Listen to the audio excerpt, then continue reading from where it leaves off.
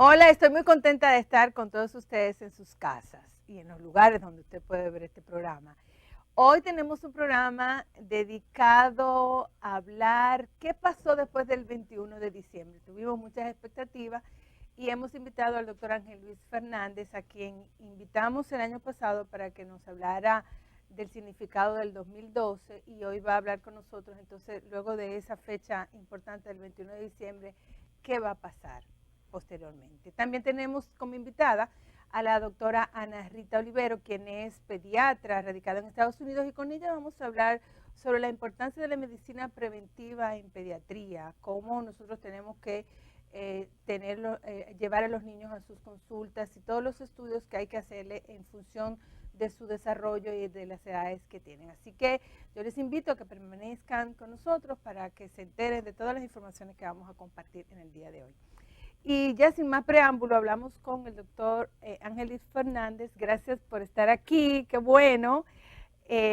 Para que entonces nos cuente, como decía, el año pasado hicimos un programa muy interesante, me gustó mucho, donde tú hablabas sobre el 21 de diciembre, la entrada del solsticio de invierno, en donde se iniciaba una nueva era. Muchas personas estaban muy preocupadas, muy asustadas inclusive porque se hablaba del fin del mundo, sin embargo no ocurrió. Yo me sentía también un poco indignada porque muchas personas, incluso de los medios sociales, de los medios de comunicación, hablaban de este momento que a mi juicio y por lo que tú hablaste era trascendental, de manera peyorativa. Y también que mucha gente estaba desinformada de que si se iba a acabar el mundo, que si íbamos a tener 3 días de oscuridad. No pasó eso, tú dijiste que no iba a pasar nada. Bueno, pues en primer lugar, muchas gracias por la invitación. Siempre es un placer estar aquí contigo en este programa especial, ¿no? Di como tú dices el programa, mejor. Este es el mejor programa en su género de esta parte de la galaxia. Ya escucharon. Nada, pues efectivamente no pasó nada, el día 21 no tenía por qué pasar. Recuerdo que en el anterior programa y en realidad yo personalmente a través de mis programas he ido hablando y alertando a la gente en ese sentido, que estuviesen tranquilos y que no pasaría absolutamente nada, ¿no? Sí. Pero no es menos cierto que, claro, los agoreros del destino, siguiendo pues esas mitologías que empiezan en los mayas y siguen por los celtas, sumerios, etcétera, pues creían ver en este solsticio de invierno de este año, en 2012, por el calendario oficial y el 5775 por el calendario judío, pues pretendían ver, después de una nueva cuenta larga del calendario maya, pues que todo se terminaba, ¿no? Y en realidad los mayas pues nunca expresaron nada en ese sentido, ¿no? Ni aparece en ningún códice ni nada, ¿no? Yo no sé por qué les dio a algunos por plantear esa disyuntiva, y lo único que se me ocurre es que efectivamente todo esto pues implica un gran desarrollo de tipo comercial, Sí, ¿no? sin duda. Y que ha significado para mucha gente pues centenares de talleres, seminarios, simposios, libros, programas de Películas. televisión, Sí, películas, ok. etcétera. Y bueno, en la misma medida, pues supongo que empezarán ahora a resurgir de nuevo aquellos que se autodenominarán supervivientes del cataclismo, ¿no? Y seguirán escribiendo libros de cómo sobrevivieron y cómo lograron convencer a algún dios Para que no de que ocurriera el parase desastre. la destrucción apocalíptica, ¿no? O Ya. sea que debemos estar preparados para, en fin, ver cómo reaccionan y cómo maniobra este tipo de gente, ¿no? ¿Dónde pasaste tú el 21? Pues yo el día 21 estaba en México, Ah, ¿no? sí. Estaba en En México, México, wow. sí, ¿Y qué tú hacías estaba, por ahí?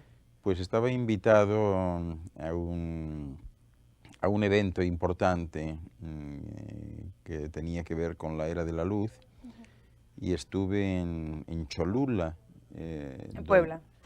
en Puebla, donde tiene una pirámide muy especial y un amigo mío, Ángel Farpón de allí, pues mantenía desde hacía muchísimo tiempo que el 21 de diciembre a las 12 en punto se produciría el descenso de Quechacual y que eso no solamente se producía como se había anunciado en la pirámide de Kukulcán en Chichén Itzá, sino en esta También ahí. pirámide de Puebla, que posiblemente si la llegan a desescombrar en su totalidad, pues sea a lo mejor la más grande de todo México. Sí, y dice que del mundo también. No, del mundo no. Escuchando yo en extensión, en extensión. No, pero del mundo no, porque hay unas pirámides chinas descubiertas no hace mucho que son mucho más grandes, ¿no?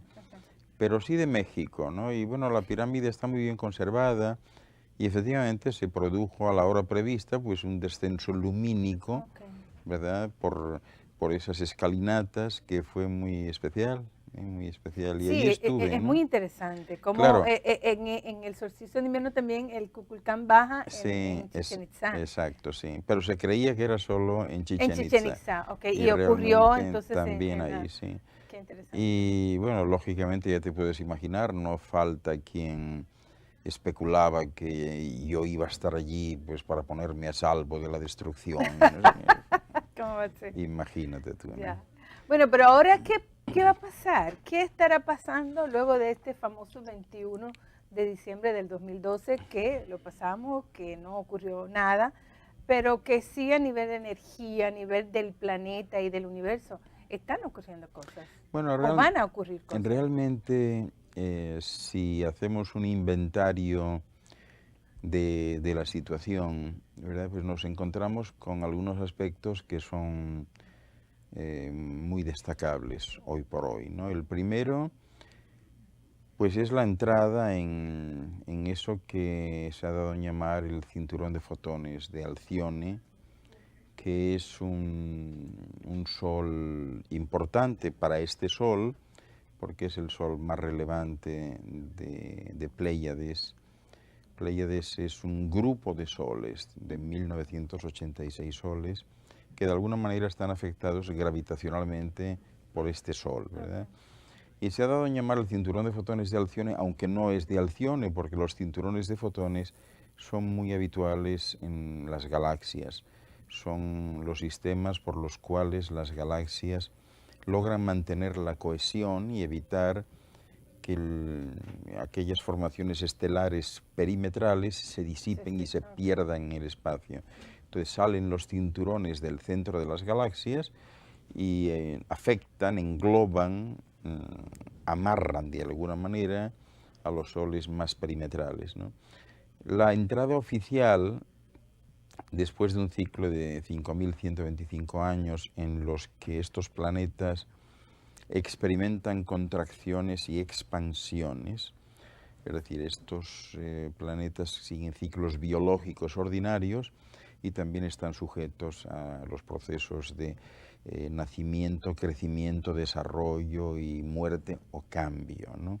Entonces, cada 5.125 años se produce una de estas expansiones, contracciones, y coincide con, precisamente a través del calendario maya, coincide con la entrada oficial en el cinturón de fotones.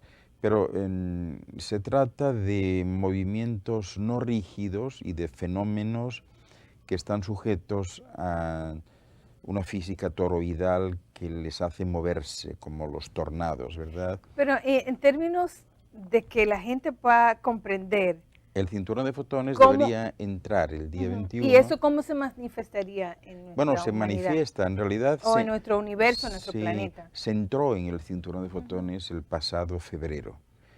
Y esto se ha notado mucho y se está notando, claro, es gradual la entrada. Ahora hay un periodo de 2.196 años en los que se va atravesando ese cinturón. Y se ha notado pues en la luminosidad de los amaneceres y de los crepúsculos, que son distintos, ¿no? Sí, la luminosidad de los días es distinta. Hay una luminosidad adicional de tipo dorado, ¿no? Que es muy ostensible y que todo el mundo puede percibir, o por lo menos quien quiera percibirlo, ¿no? Cada vez se notará más, ¿no? Y estos cinturones pues tienen como peculiaridad que emiten una radiación fría derivada de la ruptura, de la disociación de los electrones, ¿no? Y esta radiación tiene como particularidad que aumenta la frecuencia vibratoria de todo lo que atraviesa el cinturón. Entonces, eso de por sí trae consecuencias no solo para la Tierra y todo lo manifestado a nivel geológico, sino también para seres humanos, animales y plantas, ¿no? O sea, tiene una manifestación física La para los manifestación, humanos. la manifestación Este proceso. sí, es una aceleración de frecuencia, es decir, es una subida del tono frecuencial, y esto tiene que ver con eso que han dado en llamar la resonancia de Schumann, que es la vibración promedio del planeta y sus componentes, y que en este momento pues está en algo más de 7.20 hercios, ¿verdad?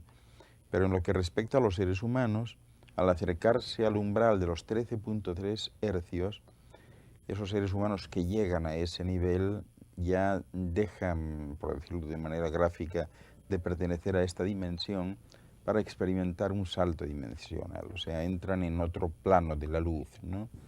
Y esto es lo que está sucediendo, que las personas están notando esto, están cambiando. Tú hablabas en el programa anterior de algo muy interesante y decías que uno de los iban a percibir varios síntomas, entre ellos taquicardia, cansancio, dolor de cabeza, dolor de cuerpo, deseo de dormir. Me refería a ese tipo de sintomatología porque ello tiene que ver con el despertar espiritual. Okay. Entonces las personas, a medida que van elevando ese tono frecuencial, van notando ciertos cambios en sus vidas que tienen que ver con una ampliación sensorial generalizada. Vamos a ir a un corte comercial y cuando regresemos vamos a continuar hablando esto que suena bastante interesante. Y entonces podríamos estar hablando que los humanos van a adquirir nuevos sentidos sensoriales, no solamente los 5 sentidos, sino que podemos percibir otras cosas, ¿sí? Volvemos en breve.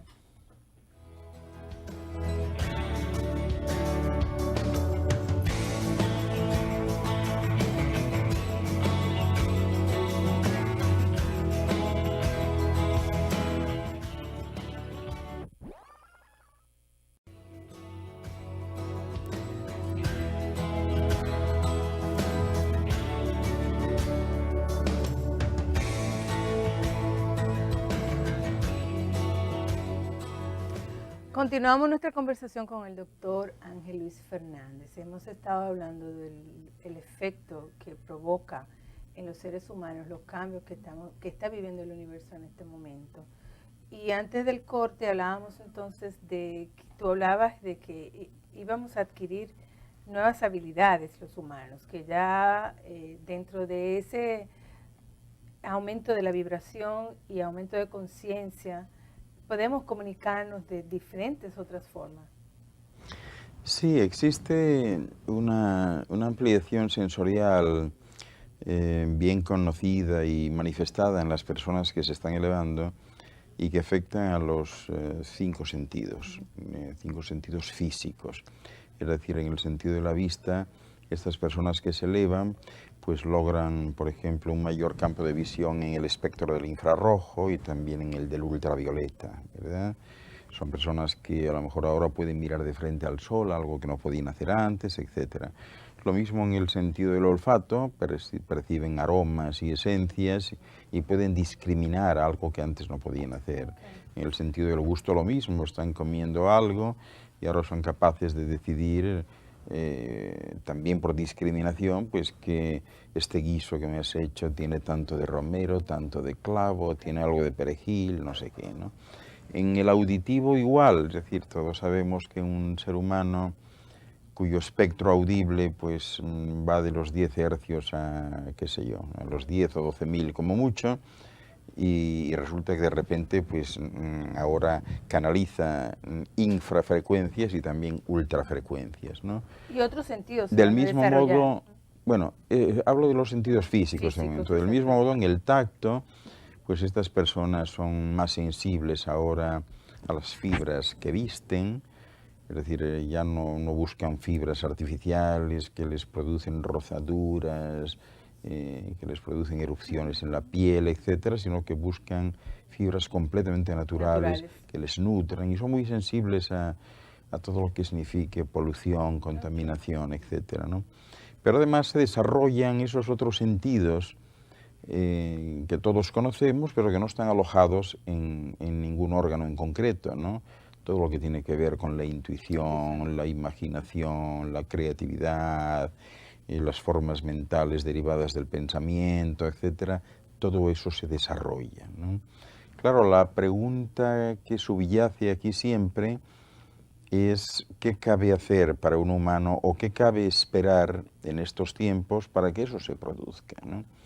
Y realmente es muy sencillo, ¿no? Porque el aumento de tono frecuencial tiene mucho que ver con el amor, ¿no? Esa energía que todo lo envuelve. Cuando alguien fluye dentro de la energía del amor, algo sucede dentro de sí. Y esto lo conocemos todos bien. Aquel que se ha enamorado, pues utiliza términos especiales, ¿no? Cuando le dice, ¿cómo se siente? Dice, estoy en las nubes, ¿no? O estoy tan contento que me noto como flotando, ¿no? Es decir, es una manera gráfica de expresar un sentimiento real. Es decir, ha perdido densidad. Y de esto tiene que ver la evolución, y esto es un poco lo que viene, ¿eh? A fin de cuentas, el ser humano pues es un poco como un globo aerostático, ¿verdad? Que está amarrado a tierra por unas cuerdas, ¿no? Y también por unas bolsitas de lastre que tiene colocadas alrededor de la canasta, ¿no? Y da igual que le pongamos más calor, más fuego, menos fuego, para que el globo se infle y se eleve, no se puede elevar si no se cortan esas cuerdas y si no se sueltan esas bolsitas. ¿Cuáles son esas bolsitas, esos lastres y esas cuerdas? Pues es algo que todos podéis reconocer bien, ¿no? Se llaman prejuicios, razones, orgullos, vanidades, soberbias, eso significa que nos vamos a ir reputaciones. De todos esos lastres que nos mantiene. La nueva era significa la búsqueda y la entrada en la libertad, en el ir soltando todo eso. ¿Cómo, Ángel Luis, podemos separar esto de la religiosidad y de la espiritualidad? Bueno, la religiosidad ata y la espiritualidad libera. Aquel que está asociado con alguna forma de religión está atado a ella. Por tanto, no es la religión el camino, es la espiritualidad.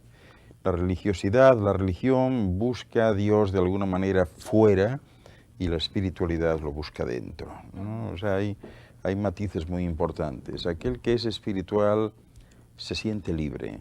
El que está adscrito a algún signo religioso no lo está. Tiene que cumplir con unas disciplinas, con unos credos, con unos dogmas, con unos preceptos de fe. Aquel que por el contrario va por la línea de la espiritualidad no está atado. Claro.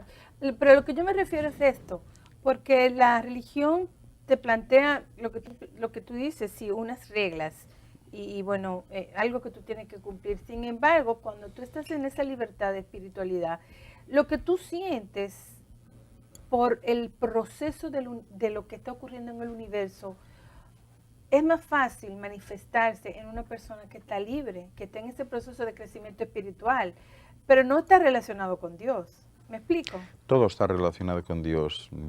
Lo que sucede es que, bueno, pues las religiones suelen hablar de el camino o de un camino, y en realidad, pues hablar de un camino, pues es como hablar de un sol que solo tiene un rayo. Es absolutamente absurdo. El camino es el de cada uno. Cada uno tiene su camino. De acuerdo, eso es lo que me refería. O sea, sí, que tú no tienes que tener específicamente un camino o el Dios que hay religiones que plantean. ¿Me entiendes? Que es algo... El Dios externo, tú tienes que buscar a Dios en todo, pero en todo. O sea, Dios está en cada partícula de lo manifestado y aún de lo no manifestado, ¿no? Y habría que volver un poco al concepto de Thoth, el Atlante. aquel al que los griegos llamaban Hermes Trismegisto, cuando le preguntaron en una ocasión qué era Dios para él, ¿no? Y dio una definición que sigue siendo válida, muy importante. Él decía que Dios es una esfera que tiene su centro en todas partes y su perímetro en ninguna, ¿no? De alguna manera lo que quería decir es que cada ser humano, cada unidad individual dotada de vida autónoma, es el centro de un universo. Tú eres el centro de un universo, yo soy el centro de otro universo. Y ese universo tuyo está reflejado holográficamente en tu interior. Depende de cómo te conduzcas y cómo te comportes, así se comportará el universo. Tú eres la responsable, tú eres el Dios de ese universo, pero en un camino que no termina nunca. No hay un principio, nunca hubo un principio, jamás habrá un fin.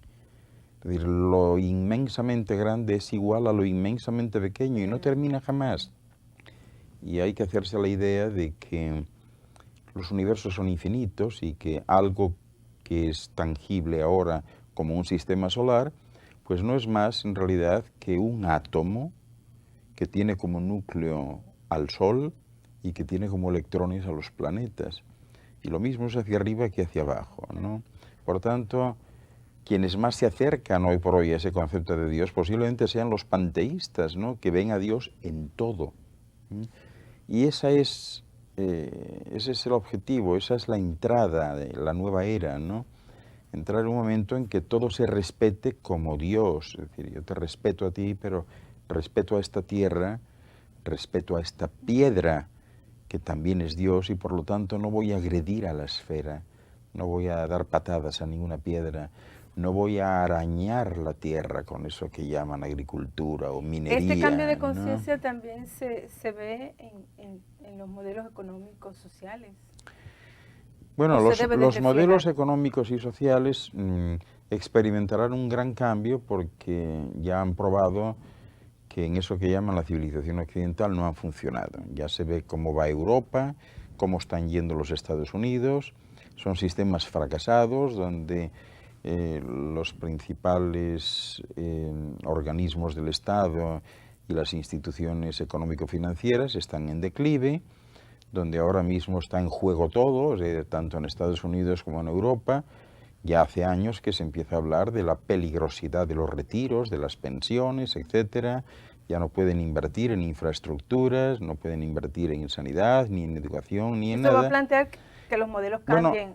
Bueno, sencillamente, cambiando. En cualquier momento habrá una quiebra económico-financiera y eso provocará la entrada en un modelo distinto y la gente no querrá saber nada de lo anterior.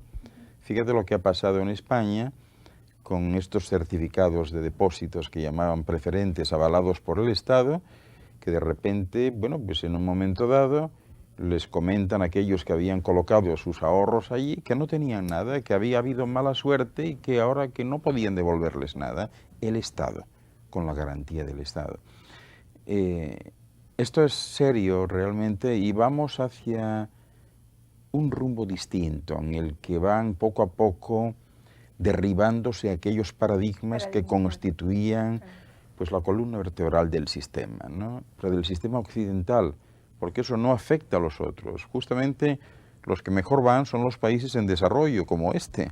Los que mejor van son las comunidades indígenas de los sitios, son los que están más tranquilos, ¿no? Si miramos lo que ha sucedido en China, en ciudades como Shenzhen, tan importantes, que eran aldeas de pescadores hace 40 años, y que hoy pues son enclaves donde viven 15 millones de personas y ciudades modelo, pues se puede entender que todo aquello que se construye desde la base, o ahí está el caso de Costa Rica también muy cercano, pues tiene visos de ser mucho mejor que lo anterior sin ninguno de los vicios que se contraían antes, ¿no? Y ya para terminar esta interesante conversación, ¿qué recomendaciones tú le das a los televidentes para que entonces se vayan alineando con todo esto que está ocurriendo? Bueno, pues yo no soy nadie para recomendar nada a nadie y además respeto muchísimo el derecho a equivocarse. O sea, yo entiendo que el error y el fracaso son fundamentales en eso que se llama progreso. Es decir, que no tiene sentido la palabra de progreso sin la equivocación, sin el fracaso, que son los mecanismos que enarbola la naturaleza para hacer que cada persona pues recapacite y se dé cuenta que ese camino que emprendió no era el adecuado, que busque otro, ¿no? Posiblemente de cara a esta nueva era, bueno, pues reflexionando juntos, que no recomendando, yo les diría a nuestros telespectadores que intenten ser auténticos, que intenten ser ellos mismos y que intenten despegar de sí todas aquellas pátimas que se les han ido pegando desde la niñez y que les han llevado a un punto en que resultan absolutamente desconocidos. Es decir, les enseñaron o les mostraron lo que era el bien y el mal según criterios extraños. Les dijeron cómo debían vestir, cómo debían comer y lo que debían comer, lo que debían estudiar, la fe que debían profesar.